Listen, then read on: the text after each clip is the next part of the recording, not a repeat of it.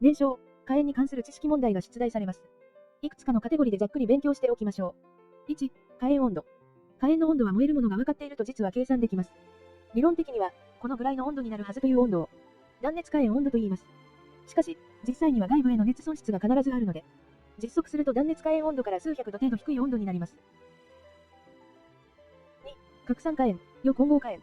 理科の実験でガスバーナーを使ったことがあるかと思いますが、拡散火炎は、バーナーの根元のコックを閉めて、酸素の供給をなくした場合の炎です。この時は燃焼に必要な酸素は、炎の周りにある空気から供給されます。炎はオレンジっぽくなります。与混合火炎は、バーナーの根元のコックを開けて、あらかじめ酸素を供給した場合の炎です。炎は青っぽくなります。